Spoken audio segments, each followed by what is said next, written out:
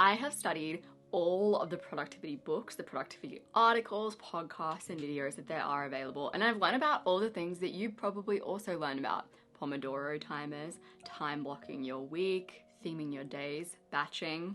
And all of those ideas can be good and can be helpful, but a lot of them also carry this kind of like push energy. They're about pushing yourself to get things done, making yourself do stuff. And that energy only gets you so far. In this video, I want to share with you some productivity ideas that come from more of a place of feeling good, enjoying yourself, flowy, intuitive productivity that is still really actionable and really implementable in your life. Starting with idea number 1. For every task that is on your to-do list, you should consider 3 elements. So firstly, performance. This is actually doing it. Secondly, learning. So what are you learning or unlearning while you do this thing? And thirdly, enjoyment. Are you having a good time? Timothy Gallwey calls this the PLE triangle. That push energy, that I have to get this done energy, comes when you only focus on the performance corner of the triangle and you totally forget about learning or enjoyment. This is a tool that you can use whenever you approach any task in your life. So for example, I have to write my vows soon. If I just focused on performance from that place of like, I need to get this done, I need to tick this off of my list, I'd have a miserable time. If instead I took that task and I looked at the PLE triangle and I went, okay, what do I want to accomplish? What do I want to see at the end of this task? Tears, overwhelming emotions, ideally in Luke's face. Learning. I could learn to write something so moving that it's TED Talk quality. And enjoyment. I could go to the place that we first met to write my vows. I could use writing my vows as an experience to fill myself with gratitude for all of Luke's good qualities. Most people focus really hard on P, performance, and then they don't understand why they are burnt out. And the thing is if you start using this tool every single time you go to approach a new task, even just the experience of using this tool is a good time. It taps into that interested, curious, playful mindset. Idea number 2, to move through your days in a more enjoyable way as you get stuff done. Whenever you notice yourself feeling out of juice, like you are just tapped out, fed up with the task that you're doing, confused so you don't know what the next step is, or you're just finished, you're done with the task, take a no low dopamine break. And by a no dopamine break, I mean no screens. No dopamine breaks create psychological detachment from what you're working on. And if you are having breaks where you don't get that psychological detachment, they aren't actually breaks. You're not giving your brain a rest. You're not giving it the chance to problem solve, to get creative, or to just breathe. My favorite no dopamine breaks are things that keep my hands busy but my brain free. So I really like to fold the laundry, put that away, tidy the bench, load and unload the dishwasher, make a cup of tea, go on a walk. I promise you, if you start to integrate these no dopamine and low dopamine breaks in your day, it sounds really small, but you will find it's so much easier to get through your days. We aren't made to just push all day. Idea number 3, use tools that make the doing way easier. Meet Canva's Magic Studio, which has all of the AI features in the one place. I very genuinely use Canva Pro most days in my business. I use it for most things in my business. You see Canva Pro in all of my videos on here, on my social media content, on all of the digital products that I create. On my website, there are very few areas of my business that aren't touched by Canva Pro. With Magic Studio, you're going to be creating things like training videos, pamphlets, social media content, resumes, Etsy downloadables, whatever you want to create with more ease, more speed, and also just more enjoyment and creativity than you ever have before. And the good thing about Canva is that it has so much functionality that it almost reduces the need for a bunch of other apps. They've got all of this new AI stuff that eliminates the need for a bunch of different AI tools. They do video, they do docs, you can edit images, you can brainstorm using their whiteboard. They really do have it all. Lately from the Magic Studio, I've been using the Magic Switch tool, which allows me to create titles for my Instagram reels, but then I can make them bigger so that I can use them on YouTube as well. With Magic Switch, you can swap the format, the language, the size. You can create content at scale like me, but you also might use it to convert your deck into a doc or turn a presentation into a blog post. Another thing I've been using in Canva is the Magic Animate tool. I don't like choosing transitions or animations for all of the little elements in a title screen like this, but that's okay because Canva has a tool where it can analyze your design and pick the perfect animations for it. It makes sure your animations flow better, that everything is on brand, that your animations stand out no matter what you're creating. I also use the Magic Grab tool to make editing super easy. You just select your subject. It's gonna fill in the background for you so that you can move your subject around, you can make it bigger, and you can edit it so that it stands out. Sign up to Canva using my link down in the description below and you can get 45 days free.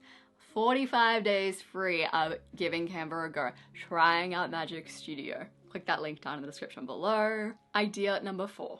So in the book, The Power of Mindful Learning, the author actually carried out a study to find out whether you can make tasks that you don't like doing more enjoyable. She had all of the participants of this study listen to or watch something that they didn't think was a good time. So she picked music or football. And she made sure to pick things for people that felt to them like a chore. Like for me, to watch football would feel like a chore. Half of the participants in this study were told to notice 3 to 6 novel aspects of whatever they were consuming. And the other half were given no instructions, they just listened. Both of the groups rated how much they liked or disliked the activity before and after, and the group that were asked to look for novelty consistently liked the task more after they did it, and the more novel things they noticed, the more they liked it. The other group, there was no change. This is something that's so easy to apply to the more mundane tasks in your life. We all have admin tasks. We can't always outsource everything. So for those more difficult tasks that you just have to do, try noticing the novelty. Idea number 5.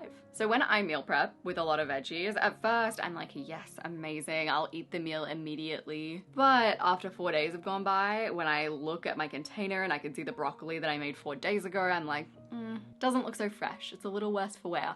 I recognize this is a me problem that I probably should work on. However, over time, I've come to realize that the same thing can happen with the lists that we create in our life. Our lists of goals, our lists of tasks to get done for the week. When you create that list of goals at the start of the year, it feels so fresh, it feels so exciting. It's like donuts that are fresh out of the oven that you're ready to eat. But after 5 days of those donuts sitting out, you probably won't be so excited to eat them. Just like you're going to be less excited about your list of goals, which is why this idea is about not having stale lists. If you have a weekly to-do list, redo it once, maybe even twice throughout your week. And when I say redo it, I don't mean reread over it. I mean, get rid of it and replace it with fresh tasks. It could be the same task, but you've freshened them up by writing them in different language, by breaking them down into different parts. If you have a list of goals, that's something that you want to refresh regularly as well. Your list of goals will get stale if you're not revisiting it. You want your tasks and your goals to feel fresh in your mind. Have them so that they feel like they're hot off the press in your mind. Idea number 5. Everyone has those tasks that come up every once in a while in your mind that you just want to avoid and ignore because they make you feel bad. And in those moments, what you're not actually pushing away is the task. It's actually the feelings that those tasks give you. Like that feeling of dread, of like, ugh. And when it comes to difficult feelings, the harder we try to get rid of them, the more we reinforce that those feelings are bad. And therefore, that the tasks associated with those feelings are bad. It's a really difficult cycle to get in, but it's also a cycle that you can break. And to do that, we need to reshape our relationship with both the feeling of nagging dread that comes up about a task, but also with the task itself. And here is how to do that. Firstly, whenever you notice that little nagging feeling of dread, you want to react to it with curiosity. And this is something you need to train into yourself. You want to treat it like it is a little warning sign that's on the side of the road. You want to slow down. You want to read the warning sign. You want to make sure that you understand the warning sign before you're moving forward. Author Paul Loomis calls these tasks gnawing rats. He makes sure that he knows that he doesn't have to do the tasks right now. That's his first thing that he reassures himself of, but he will go and visit the gnawing rat. So for example, if the gnawing rat was he needed to replace a printer, he would go and he would stand in front of his current broken printer. He would visually look at the task. He's reacquainting himself with it. If it's not an easy task to visit, like a printer, he would just visualize himself doing the task. He'd visualize himself doing the hardest part of the task particularly. So maybe you'd imagine going to the office goods store and picking up the printer that you wanted. I would also recommend asking 2 of my favorite go-to questions. What is stopping me from doing this? This is a question I talk about all the time on my channel. Once you can figure out what the actual problem is, it is so much easier to get past the problem. And secondly, if this were the only thing in the world that I had to do, what would be the immediate next step? If you liked this video, you are definitely going to like my video on how to become a more consistent person, how to train in self-discipline. Don't like the word self-discipline, but you know what I mean. That's going to be linked on the screen as well as down below. I appreciate you so much and I will see you soon.